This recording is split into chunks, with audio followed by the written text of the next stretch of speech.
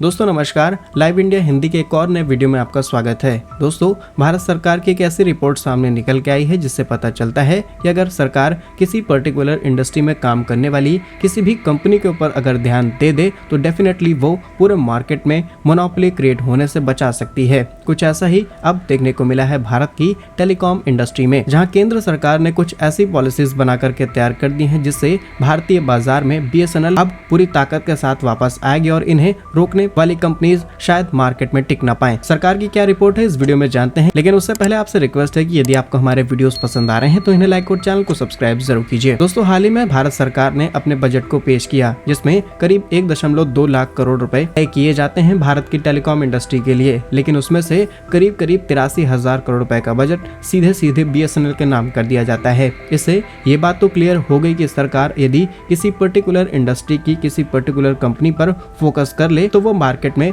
वापस आ सकती है। लेकिन इसी के बैकग्राउंड में एक और इंडस्ट्री इसी से जुड़ी हुई लगातार स्केल अप करना शुरू कर चुकी है, जिससे BSNL मार्केट के अंदर बड़े स्केल पर अपने इंफ्रास्ट्रक्चर को डेवलप कर सकता है। जी हाँ दोस्तों, हम बात कर रहे हैं टेलीकॉम इक्विपमेंट्स की इंडस्ट्री। हाल ही में भारत सरकार ने अपनी रिपोर्ट्स के जरिए इस बात का खुलासा किया है कि भारत के मेक इन इंडिया प्रोग्राम के तहत करीब 100 देशों के अंदर भारत के टेलीकॉम इक्विपमेंट्स एक्सपोर्ट किए जा रहे हैं। ये समय बहुत तेजी से पलटा है क्योंकि आज से सिर्फ 4 साल पहले भारत की स्थिति एक ऐसे फेज में थी जहां पर हम दुनिया के अलग अलग देशों से टेलीकॉम इक्विपमेंट्स इंपोर्ट कराते थे। इसमें पॉपुलर कंपनीज की बात की जाए तो नोकिया, एरिक्सन, सैमसंग जैसे प्लेयर्स, इसके अलावा चाइना की ZTE और हुआवी जैसे प्लेयर्स शामिल थे। बट नाउ हम 100 से भी ज्यादा देशों के अंदर अपने टेलीकॉम इक्विपमेंट्स एक्सपोर्ट कर रहे हैं, जो कि डायरेक्टली चाइना को रिप्लेस करने वाला है। मेक इन इंडिया मिशन के तहत भारत में इसका बड़ा प्रोडक्शन शुरू हो चुका है और पिछले साल भारत की तरफ से करीब 18.2 बिलियन $, यानी कि लगभग 1.52 लाख करोड़ रुपीस के टेलीकॉम इक्विपमेंट्स